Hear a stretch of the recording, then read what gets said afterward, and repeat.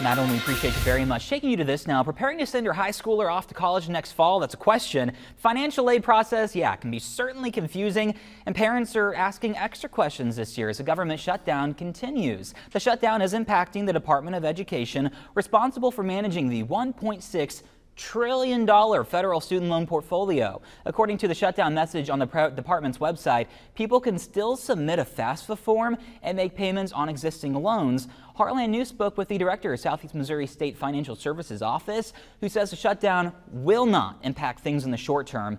FAFSA applications opened a week early this year, and we're talking best practices for filling it out, which is why we're so happy to have Teresa Taylor here with us. How are you? I'm good. And thank you for taking the time to be here. To anybody who may not know you, can you introduce yourself?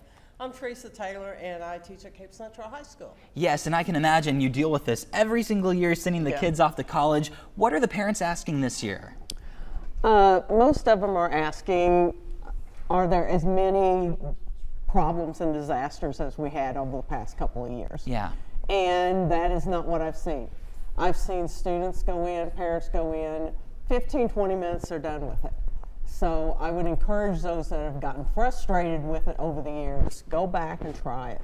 Sure. And we also are talking about, just before the break as well, just before the show, about how things are actually easier this year for FAFSA applicants. They really are. They really are. The program that they've worked on, last year it had all these problems. They fixed it. The corrections that they've made has made it even better. So when a student has to add a contributor, then that's normally a parent. All they have to do is enter their email address, whereas in the past they've had to enter an email address, date of birth, social security number, name, and all that. So it has simplified the process a lot. And the dates are quite different for some students, you were telling me as well. Yes, they are. You know, the general FAFSA, you finish it up by the 1st of June. But if you want Missouri state grants, you got to have it done by February 1st. They also need to check their schools, and the school you're planning on going to have their own FAFSA deadline. The more elite schools may have a November 1st FAFSA deadline. So how long does it typically take to get a federal student aid ID? Well, they were telling us 3 days. Yeah. And that's what last year it was 3, 4, 5 days. 2 days ago, we got a FAFSA ID in 2 to 3 minutes. Oh my goodness. So, and that was for a parent. So it has been so much easier for students to sit down and get it done at one sitting. And such a large audience of ours does have children or family that go to Cape Central. Tell us a little bit about the services that you guys offer for the kiddos. Well, or young adults rather. I guess they're going to college.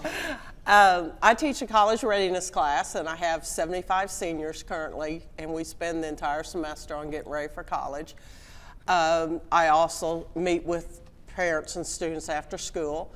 Ms. Strothman is our college advisor, and she can make appointments and meet with them individually at any time. And then we're also hosting a FAFSA night during parent-teacher conferences next week, Thursday.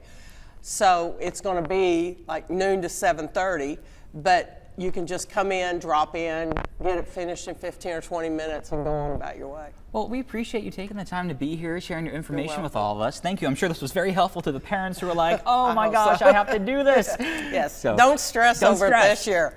And don't avoid college because you're scared of it, because you can do it. Duly noted. Thank you very much. Look for the information at KFVS12.com after the show. For now, though, we turn to our friend, Madeline Parker in the First Alert Weather Center. Madeline, you have the